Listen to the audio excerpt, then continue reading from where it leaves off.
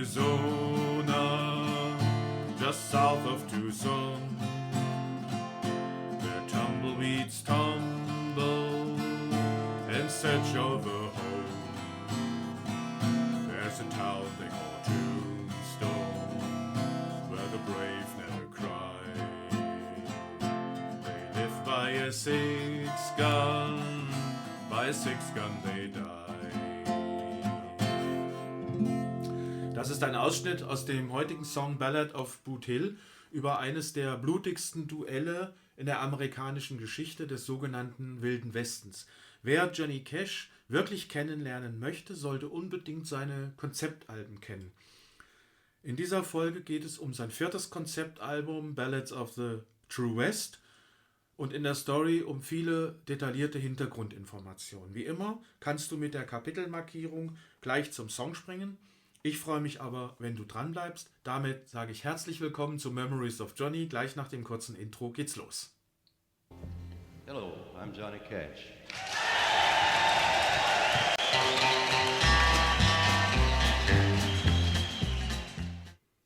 Für dieses Album hätte ich mich fast in einen Cowboy des 19. Jahrhunderts verwandelt. So beschreibt Johnny Cash in seiner Autobiografie von 1997 die Recherchen zum Album Ballads of the True West. Er schildert weiter, dass er dafür Monate in der Prärie lebte, nur um dieses Gefühl am eigenen Leib zu erfahren. Er aß Beeren vom Mesquitestrauch und trank Wasser von Kaktuspflanzen. Er lebte zeitweilig auf einer verlassenen Farm und folgte im Jeep oder zu Fuß den alten Trails, also den Originalpfaden, auf denen Menschen und Tiere anfangs die Prärie durchquerten. Er wurde einmal halb verhungert von einem Förster aufgefunden und gerettet und lernte schließlich ein Bowie-Messer zu werfen, um damit nach Hasen zu jagen, nicht weil er Lust dazu hatte, sondern weil er hungrig war. 30 Jahre später schreibt er rückblickend in seiner Biografie, ich zitiere mal: Manchmal habe ich den Bogen vielleicht auch ein bisschen überspannt, was nicht gerade ungewöhnlich ist für jemanden, der Amphetamine nimmt. Ich zog mir meine Cowboy-Montur an und versuchte mich in die Cowboys hineinzuversetzen, versuchte so zu sein wie sie. Zitat Ende. An dieser Stelle mache ich nochmal einen kurzen Schlenker zu den Amphetaminen. Ich habe bereits in mehreren Videos seine 10-jährige Drogenzeit im Zeitraum von 1957 bis 1967 als Thema gehabt. Ballads of the True West erschien im Herbst 1965, also in diesem Zeitraum ziemlich schon am Ende. Es war sein viertes Konzeptalbum nach Ride This Train, Blood, Sweat and Tears und Bitter Tears mit den Balladen über die amerikanischen Ureinwohner. Alle 4 Konzeptalben sind in dieser Drogenphase entstanden. Obwohl es ihn mehrfach beinahe das Leben gekostet hat, gehören diese Jahre zweifelsfrei zu seinen kreativsten. Mit diesen Produktionen zeigt Cash sein wahres Ich mit seinen Ansichten und seinen Wertvorstellungen. Im Gegensatz zu seiner Plattenfirma war es ihm dabei ziemlich egal, ob sich die Platten gut verkaufen würden oder nicht. Die Produzenten bei Columbia knirschten sicher schon mal auch mit den Zähnen, trotzdem gaben sie ihm die Freiheit, sich mit diesen Aufnahmen selbst zu verwirklichen. Er hatte schließlich schon oft das Gespür für einen Millionenhit gehabt. Ein sehr schönes Beispiel dafür ist Ring of Fire. Das wurde nach seinem relativ erfolglosen Konzeptalbum Blood, Sweat and Tears im Jahre 1963 veröffentlicht und katapultierte ihn schlagartig an die Weltspitze. Das machte ihn im Laufe der Zeit zu einem Branchengiganten, dem kein Produzent mehr vorschreiben konnte, was er zu singen hat. Das schaffte in diesem sogenannten Nashville Establishment sonst niemand. Jetzt aber erstmal zurück zum Album. Neben den vielen Büchern, die Cash zum Thema gelesen hatte, führte er auch viele Gespräche, unter anderem mit dem Country- und Western-Sänger Tex Ritter, der dir vielleicht noch bekannt ist, weil er die Titelmelodie des Western-Klassikers High Noon auf Deutsch 12 Uhr mittags gesungen hat. Gemeinsam haben die beiden etwa 300 Songs gesichtet, auf denen es dann 20 auf dieses Album geschafft haben, das Konzeptalbum, das als Doppel-LP erschienen ist. Übrigens hier im Hintergrund steht die Doppel-LP. Das ist allerdings nicht das Originalcover. Hier ist, ich habe eine Nachbesserung von 1973 und das Originalcover blende ich mal ein. Man sieht Johnny Cash in Cowboy-Montur mit, also auch, er ist deutlich abgemagert aufgrund seiner Drogensucht, das ist zu sehen, und warum er diesen fürchterlichen Schnauzbart trägt, weiß ich nicht, aber das soll vielleicht davon ablenken, von seinem körperlichen Zustand. Jedenfalls ist das Original-Cover von 1965. Zu den Songs, da würde ich gerne kurz einige noch von vorstellen. Da ist ein Titel über die Vision eines Indianers zur Besiedelung durch die Weißen. Es sind Songs über den harten Cowboy-Alltag enthalten.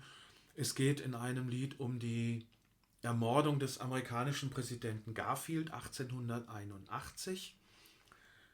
In einigen Songs geht es um die Emotionen von zum Tode Verurteilten und in einem anderen um die Angst, in der Prärie bei einem Stampede zu sterben. Ein Stampede ist, wenn eine komplette Herde in Panik gerät und dabei dann droht, alles über den Haufen zu rennen.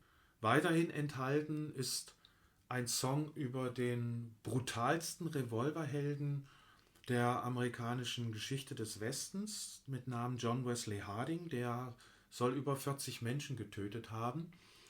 Das ist übrigens derselbe John Wesley Harding, dem ein paar Jahre später Bob Dylan ein komplettes Album gewidmet hat.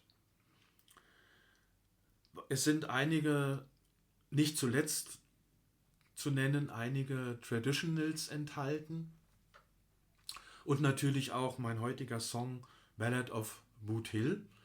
Boot Hill ist übrigens die Bezeichnung für einen Friedhof für Menschen, die in ihren Boots, also in ihren Stiefeln, gestorben sind, in der Regel bei Duellen.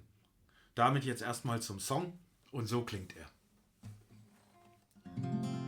Here lies Les Moore, 4 slugs from a 44, no less, no more.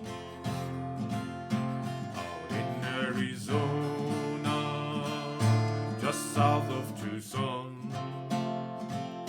where tumbleweeds tumble in search of a home.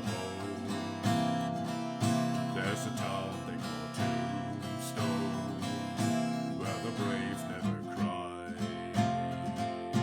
They live by a six-gun they die. It's been a long time now since the town was a boom. The jailhouse is empty, so's the palace saloon. Just one look will tell you that this town was real. A secluded old dirt road leads up to Boot Hill. Walk up to the fence there and look at the few. That's where they were hanging, 1882. It's easy to see where the brave men have died. Road marks on the oak tree are now petrified. At night when the moon shines so far away, it gets mighty lonesome looking down on their graves. There lies Billy Clanton, never wanted to kill,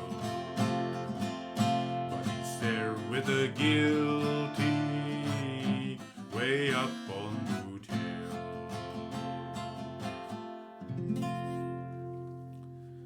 So, ich hoffe, es hat euch gefallen und wir sehen uns in meiner nächsten Folge wieder, um die Riege meiner Videosequenz mit dem Konzeptalben abzurunden, widme ich mich jetzt nochmal dem eigentlich ersten Konzeptalbum Ride This Train und präsentiere dazu den Song I've Got a Thing About Trains, einer der, wie ich finde, für mich persönlich wunderschönsten Eisenbahnsongs von Johnny Cash. Bis dahin sage ich Tschüss und bleibt gesund.